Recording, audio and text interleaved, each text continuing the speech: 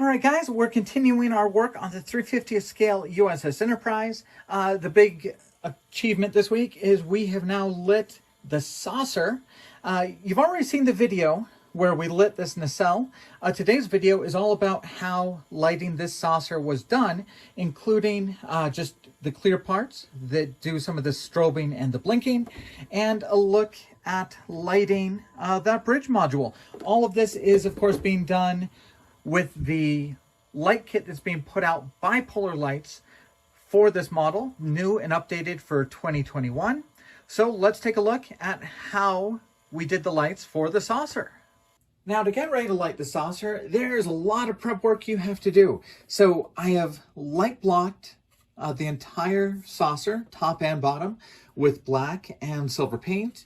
And I've installed all the clear parts. So I've put in all of the windows before I'm going to put in the lighting kit. Now, the lighting kit does come with those wonderful sprues of tinted and colored plastic. So it does give you red clear parts for these navigation beacons and green clear parts for these navigation beacons over here. So that's a wonderful addition. So you don't have to color these yourself, and you should get some really bright, even color out of that pre-tinted plastic. Same thing with this bridge module and BC deck. So it gives you a couple clear parts for the beacons here. Now, it's a little counterintuitive that you don't do red and green, but on these lights up here, these warning lights, these are both red. All right, another piece to get ready is the rear impulse engines. So the lighting kit does provide LEDs to light these up. The kit provides clear parts to help light these.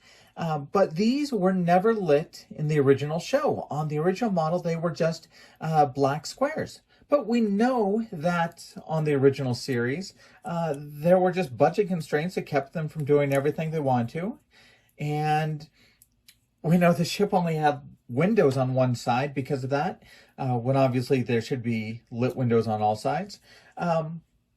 So I have no problem with these being lit up on the lighting kit. Now, what color you light them up is entirely up to you. There's no real answer to how these should be lit. You could do white, you could do blue lights, you could do red like the motion picture and all the other incarnations. I think on the remastered, they were kind of a bright, warm color, but not full out red. So on mine, I'm doing yellow with red centers. All right, now this is not a super detailed job on the bridge. I've just kind of done the railings, done a few of the chairs, overall did it a light gray. And according to the instructions, you are supposed to leave these back walls clear of paint. I've had a little bit bleed through my tape when I airbrush, but I think that'll be okay. But leave those console walls clear, and also leave the view screen clear so that light can kind of shine through. So here are the decals. You actually in the kit get a couple different choices for what's on the view screen. I'm going to do the Klingon battle cruiser. These decals go on the side of the view screen. You also get a few different view screens to go around those bridge consoles.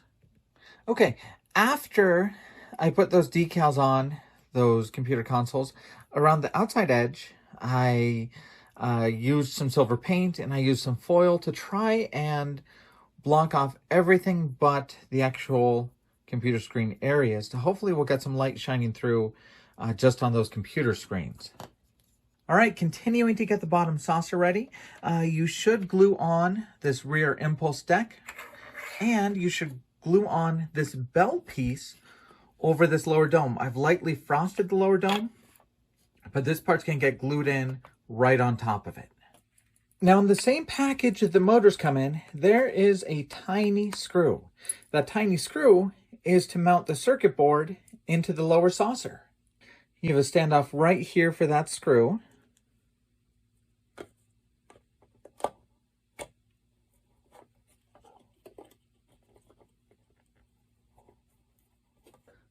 All right, and with the circuit board attached, we're going to move on to building some of our LED chains. Okay. For this chain of LEDs, we need cable E to start us off. We need 2 of the longer connectors labeled D and 2 of the shorter connectors labeled C. And we need 5 separate pieces of LED strip. So we're just going to cut 5 sections off here. And just starting at one end, we're going to start putting all these together.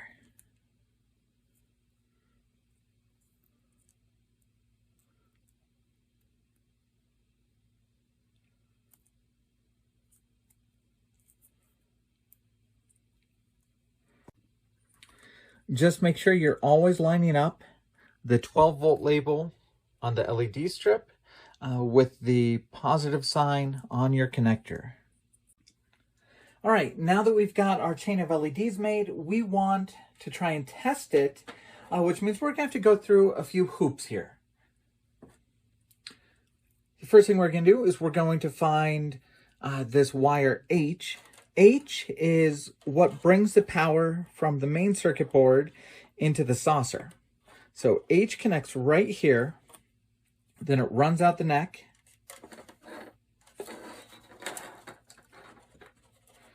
to our lower circuit board. And this will eventually be inside right behind the deflector dish, but right now it's just on our bench. So this connects to the board here.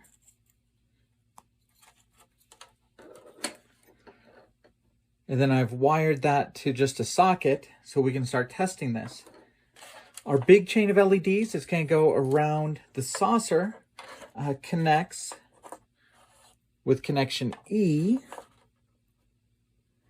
and that's going to go right here. So hopefully, if I've done this right, once I plug in this power socket, all 5 of those LED strips should light up.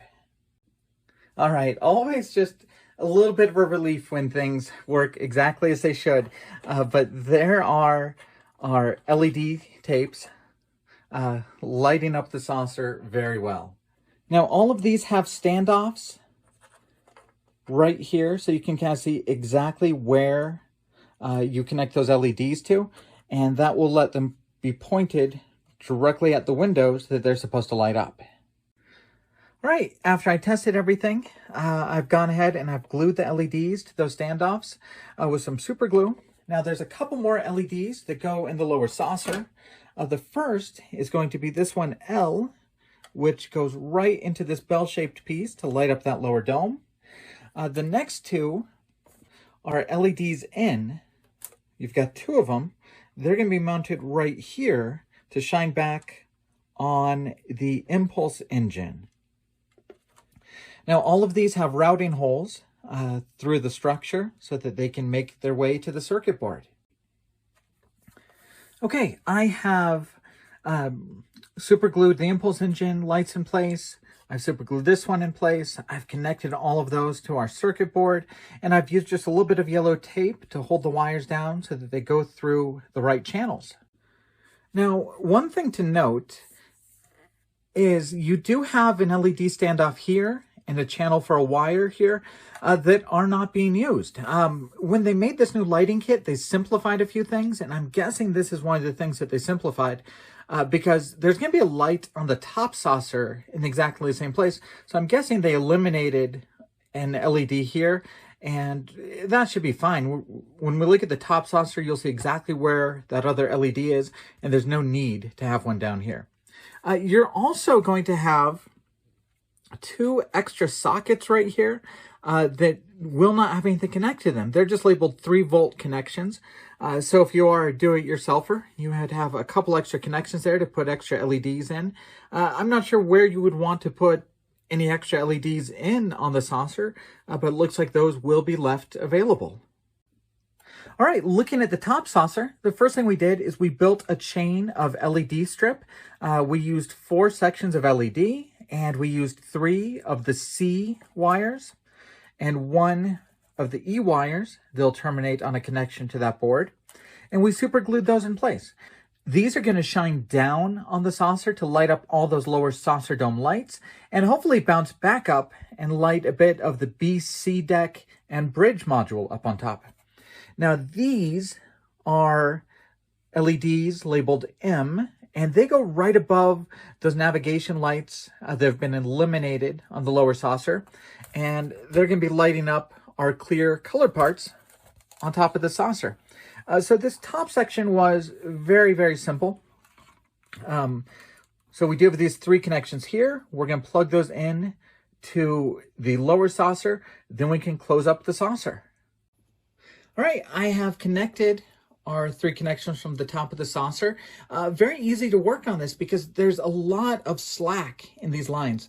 So it's not a tight squeeze. It's not hard to work in it. It's very easy to make those connections. And before we do anything else, we're going to test it and make sure all of these are turning on. All right, impulse engines are working. The light for the lower dome is working. All of our strips are working. Up on top, looks like our 4 that shine down are working. And our navigation beacons are nicely blinking. All right, so with all the LEDs working, we're gonna line these things up and at least tape the saucer closed for now. One last piece to look at is our bridge module. We've epoxied that in place, and there is wire, I believe it's O, that connects to it. It has 3 LEDs that get mounted into these LED holders to hopefully light up those bridge consoles. Okay, one of the first things I want to look at is how well that bridge turned out. The view screen is a little bright. There's an LED right behind it. So that might be something where it might work well to point it a different way. But if you can look in on those sidewalls, we do have kind of lit up computer consoles. So leaving that unpainted, putting down the decal, and then kind of light blocking it from the outside, leaving just kind of the light shining through where those computer consoles are, seems to have done the job pretty well. Yeah, I like that effect. I like being able to see those little bridge consoles lit up. There's my turbo lift door in the back. There's my painted bridge. You know, I'll give it a B+. There are definitely better done bridges out there on YouTube and out in the modeling world, but I'm pretty happy with what I've done there, and I'm really happy with the effect the lighting kit gave, lighting up those consoles. So you can take what I've done kind of as a basic example, and hopefully take it to the next level on your builds. So I have to take a moment and just have a note about the quality of this video, which has been kind of rough. A lot of weird artifacting and kind of a little bit of static, especially when I zoom in on things. But the biggest problem with this video has been the color temperature of the lights. I think over here where I'm building it, this is actually a fair representation of the color of the lights. They are white, but they are a warm white. In the rest of this video, they're gonna look almost orange, and I want you to know that's not the way they are in real life. When it comes to trying to picture what these look like in real life, this is probably the best representation I have of how the lights look in person. Okay, so here is our completed and lit saucer for the 1/350th scale USS Enterprise. So of course you can see we have the blinking LEDs for the navigation beacons. You can see those are lighting and blinking on the top and the bottom of the saucer. We have all the lower saucer dome windows lit. We have that lower dome lit. All the bridge windows. You see there's plenty of light to light up these clear beacons that are on the top of the saucer. We have impulse engines lit up, and we have all of the windows along the edge of the saucer.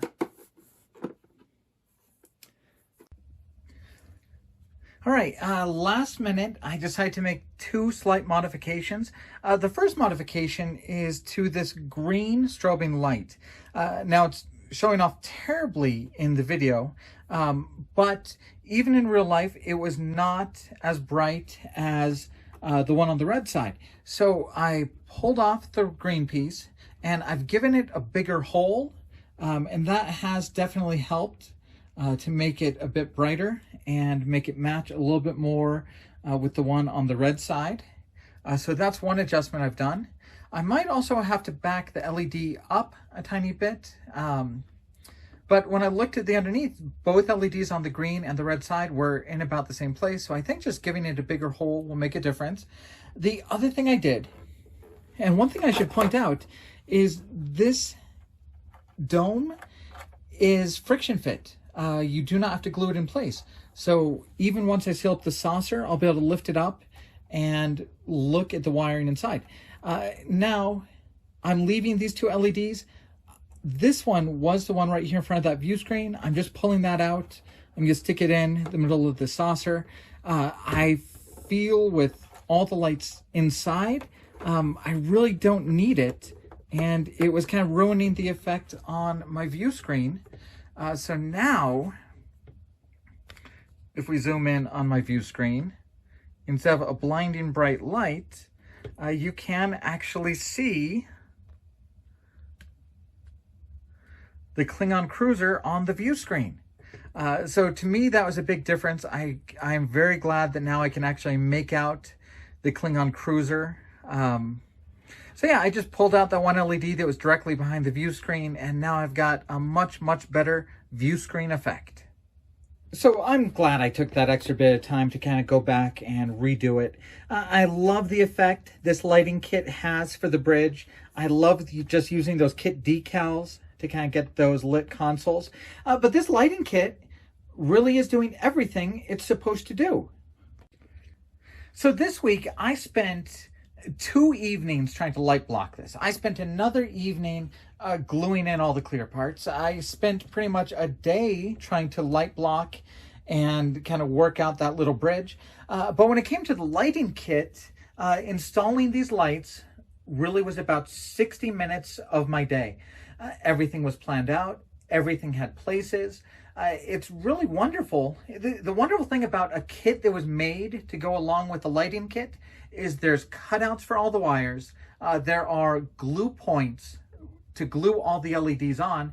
Everything is just pointed the right way and just everything works. I didn't use any time this week planning out LEDs. I didn't spend any time soldering. It really was just an out-of-the-box lighting kit. It was plug and play. I attached things, I glued them in place, and I have a really nice lighting effect with strobing and blinking nav lights, with a lit up bridge, with everything lit that should be lit. So I'm still having a ton of fun with this. Next week, I should be able to do the lights for the neck and the engineering hull, and then it's just a matter of hooking everything together, and then we'll see this entire lighting kit and the entire model put together. So thanks for following the channel. We'll have some more videos up very soon.